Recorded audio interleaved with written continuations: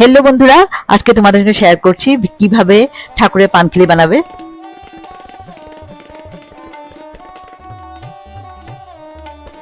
সবাই হয়তো আলাদা আলাদাভাবে ঠাকুরকে পানখিলি দাও, আমি কিভাবে বানিয়ে দিই তা তোমাদেরকে দেখাচ্ছি। কোনো কোনো পানখিলিতে আমরা ভিতরে সুপুরি ঢুকিয়ে বানিয়ে দিই, আর কোনো কোনো সময় উপর দিকে সুপুরিগুলো দিয়ে দিই। তা কিভাবে দিই তা তোমাদেরকে দেখাচ্ছি।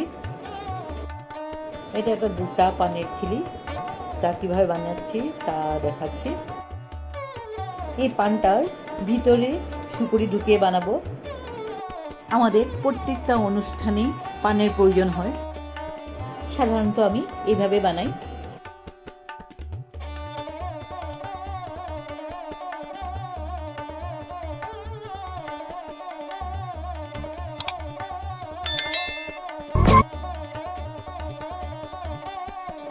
এবারে যেটা বানাচ্ছি, আগে খিলিটা বানিয়ে নিব, তারপর ভিতরে সুপুরি দিব।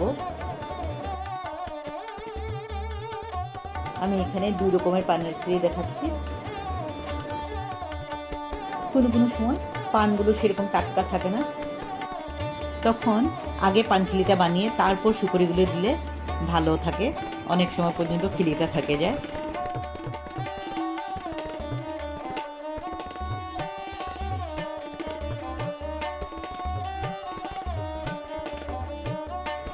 অনেক সময় আমরা এক টুকরো পান দিয়েও খিলি বানাই।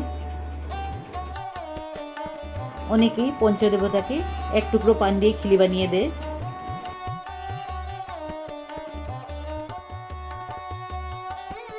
এই পান খিলিটা আমি এক টুকরো পান দিয়ে বানাচ্ছি। যখন এক টুকরো পান দিয়ে বানাবে তখন সুপুরির পরিমাণটা কম দিবে, তাহলে পানের খিলিটা খুব ভালো হবে। আবার তোমাদের সঙ্গে আরেকটা ভিডিওতে দেখা হবে। ভিডিওটা দেখার জন্য ধন্যবাদ রইল। টাটা।